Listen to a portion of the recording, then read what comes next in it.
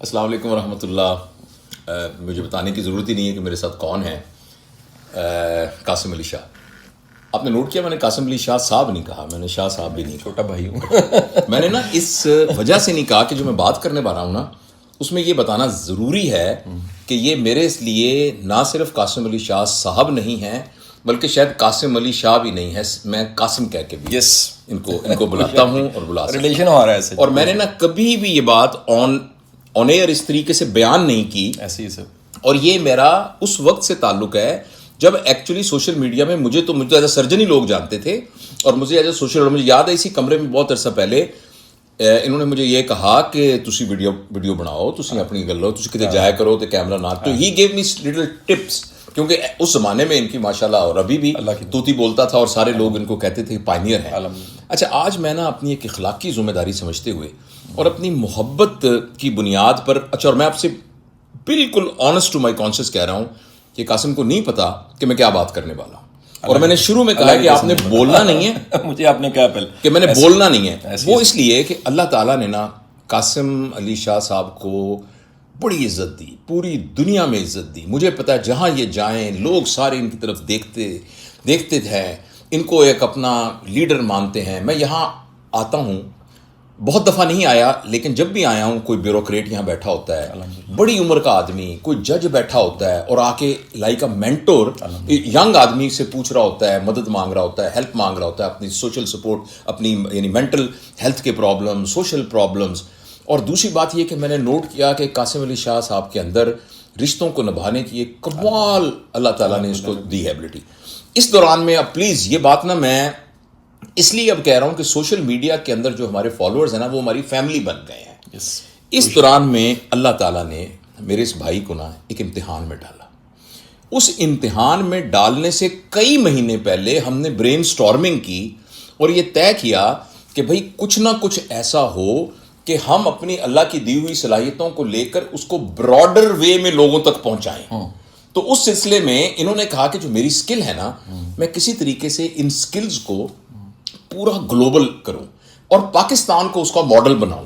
اچھا اس زمانے میں نئے تجربات کیے, ہمارے دوست آئے جنہوں نے ہمیں آن لائن سکھانے کی باتیں کی, کسی نے امیزون کی باتیں, جو ملتا گیا اس کے بارے میں ہم تجربات مختلف کرتے رہے. اچھا میں چونکہ زیادہ ایکڈیمکس اور سرجری میں تھا لیکن انہوں نے اپنے تجربات مختلف جگہوں پر کیے. اسی کوشش کے دوران انہوں نے سوچا کہ میں ایک لیڈرشپ کا ماڈل ڈیولپ کروں اور میں مختلف لیڈر سے ملوں اور مل کے میں ان سب کا ایکسٹریکٹ کر کے اور ٹیچنگ کے لیے, لوگوں کی بہبود کے لیے, لوگوں کے فائدے کے لیے. اچھا انہوں نے اس سلسلے میں ہمارے سیاسی لوگوں سے ملنا شروع کر دیا, 3-4 لوگوں سے, اور مجھے پتا ہے کہ اس وقت ان کی کیا انٹینشن تھی. اور اسی دوران میں جیسے آدمی ہوتا ہے نا, ہمیں کسی نے بتایا تھا کہ social media is walking on a thin ice and it can melt underneath our feet any time. بالکل ٹھیک. اور جس دن ان کی وہ ویڈیو ہوئی, میں لاہور آیا ہوا تھا, انہوں نے فون کر کے مجھے کہا بھائی جان میری ویڈیو دیکھی ہے. میں کہ نہیں, کہیں گے دیکھو بھائی جان اور تسی اپنے مینوں کامنٹ دیو اور تسی مینوں دسو. تو میں نے امیڈیٹلی دیکھ کر ان کو اپریشیٹ کیا. میں نے کہا یار یہ بہت اچھا کیا ہے. بلکہ آپ کی ویڈیو آئی اس کے بعد, ہاں میں نے ویڈیو اسی وقت, اور میں آپ ویڈیو دیکھے گا ہوٹل کے کمرے ویڈیو بنائی تھی, میں امتحان لینے آیا ہوا تھا. تو میں نے کہا یار یہ بہت اچھا ہے. اگر ہر بندہ پیسے کے زور پہ بڑی بڑی گاڑیاں خرید کے سیاست میں آ جاتا ہے, ہر بندہ اس پہ آتا ہے, وائی ناٹ امجد ثاقب صاحب, وائی ناٹ ادیب الحسن رضوی صاحب, وائی ناٹ بھائی محمود صاحب, وائی ناٹ قاسم علی شاہ, جس بندے نے پورے ہر گراس روٹ سے, اب اس ادارے کے اندر ہزاروں اسکالرشپ آ رہے ہیں, بچے پڑھ رہے ہیں. لوگ تو اوپر سے دیکھتے ہیں نا کہ لو جی یہ کیا بات ہوا, دیکھو جی ادھر کر دی, لیکن یہ تو مجھے پتا ہے نا کہ کتنے یعنی لوگ ہیں جن کے چولہے جل رہے ہیں. اور یہ میں اور آپ اللہ کے حکم کے چپڑاسی ہیں. ہماری کیا حیثیت ہے کسی کے چولہا جلانے کی, اس کی توفیق. لیکن یہ تو اللہ کا احسان ہے کہ اللہ نے چنا کسی کو. دیکھو اللہ تو کسی کو چپڑاسی رکھ لیتا, اللہ نے ہمیں چپڑاسی رکھا, اللہ کا بڑا احسان ہے. تو اللہ تعالیٰ نے ان کے ذریعے سے نا ہزاروں لوگوں کے گھروں کے اندر, اور کچھ بہت سارے لوگ تربیت حاصل کر کے گئے, ہر جگہوں پر سارے گئے. لیکن وہ ایک واقعہ ہوا, بہت سارے لوگ کہتے ہیں قاسم علی شاہ سے بڑی غلطی ہوئی, بہت کہتے ہیں نہیں جی انہیں بہت بڑی غلطی کر دیتی, دیکھا جی انہیں کر. میں اپنے دل کی گہرائیوں سے کہتا ہوں کہ غلطی تب کہتے ہیں جب اس بات کی کوئی انٹینشنل یعنی پلاننگ ہو. آپ یہ کہہ سکتے ہیں کہ حالات نے ایسی کروٹ لی کہ اس کا رخ ایک اور چینج ہو گیا, اور اس کی وجہ سے ایک دم لوگوں نے ایسا سٹرول کیا ایسی بے بڑا مشکل. مجھے یاد ہے دیکھو نا, یعنی آپ اندازہ نہیں کر سکتے کہ ایک تو نا منہ پہ کسی کو گالی دی جائے, ایک آپ کے خلاف ایک پورا انوائرمنٹ کریٹ کر دیا جائے, ٹرولنگ, اور دوسری بات یہ کہ آپ کے سارے کیے کرائے کے اوپر آپ شک کرنے لگ جائیں, اور جو کی ہوئی بات کو بھی آپ ایک مذاق بنانا شروع کر دیں. اور مجھے پتا ہے وہ کیا وقت گزرا ہوگا, تو چونکہ میرے نہیں پتا تھا آپ اس موضوع پہ چلے جائیں گے. تو میں نا بہت عرصے سے یہ کہہ رہا تھا, میری نا فون پہ تو ہمارا بہت رابطہ رہتا ہے, کوئی کام ہو تو میں ان کو کہہ دیتا ہوں بہاولپور میں یہ کام ہوتا ہے, لیکن میں آج نا ہمیں بڑے عرصے بعد موقع ملا کہ ہم ایسے 1-to-1 بیٹھے ہیں, ابھی چائے ہوئے ہم نے پی, تو میں نے کہا آپ نے نہیں بولنا, میری یہ اخلاقی ذمہ داری ہے کہ میں لوگوں کو بتاؤں کہ بھائی خدا کے لیے آپ نا اپنے ان لوگوں کی قدر کریں جنہوں نے معاشرے کے اندر کوئی کنٹریبیوٹ کیا ہے. خدا کے لیے ان کی قدر کریں, خدا کے لیے ان لوگوں کو دیکھیں جنہوں نے ہزاروں لاکھوں لوگوں کی زندگی کے بدلنے کا.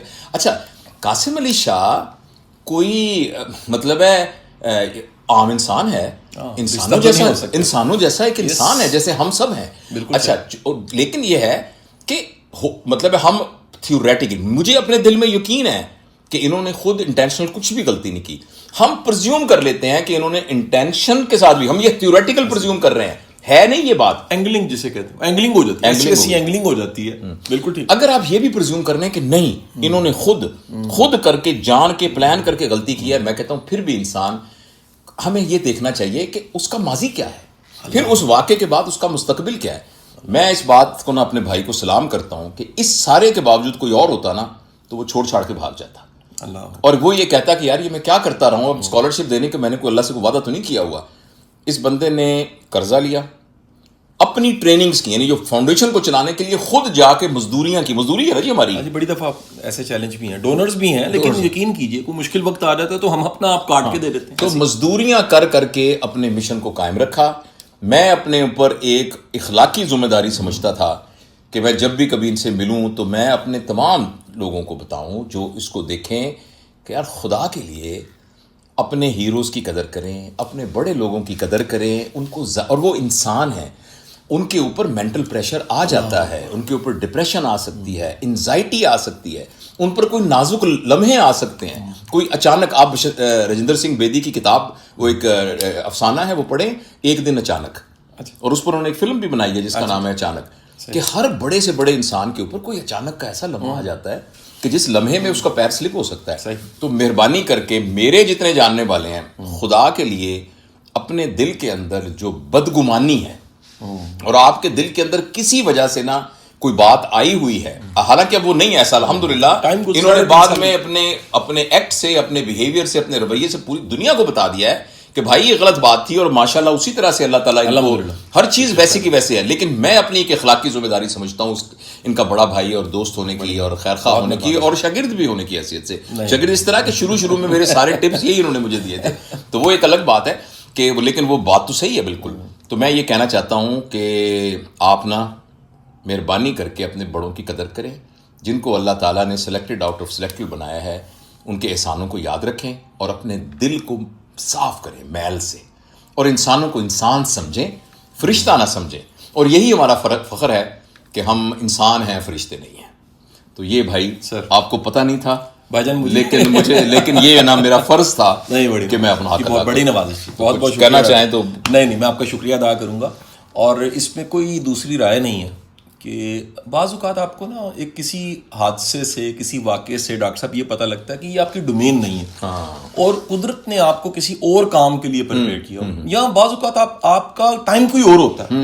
آپ کہہ لیجئے کہ آپ رائٹ پرسن ہوتے ہیں, رانگ پلیس پہ پہنچ جاتے ہیں, یا پھر کہہ لیجئے رانگ پرسن رائٹ پلیس پہ بھی پہنچ جاتے ہیں. تو یہ جو ٹائمنگ ہے نیچر کی طرف سے وہ اچھا, کیونکہ ایک مثبت دعویٰ نہیں کرتا میں بڑا مثبت ہوں, لیکن مثبت بندہ ہونے کے ناطے, ٹیچر ہونے کے ناطے, ایک توکل خدا ہونے کی وجہ سے میں نے اپنی زندگی کی بڑی چیزوں کو اپنی لرننگ بنایا. ڈاکٹر صاحب میں آج بھی کرٹیسزم کو ویلکم کرتا ہوں اگر میری اصلاح ہونی ہو, لیکن حسد کی بنیاد پہ کوئی کرٹیسائز کر رہا ہے میں اس کو کچھ نہیں کر سکتا. میں دعا کر سکتا ہوں, اللہ سے مدد مانگ سکتا ہوں کہ مجھے پناہ میں لے لے, لیکن اگر میری کوئی اصلاح ہونی ہے تو آپ اس سے واقف ہیں.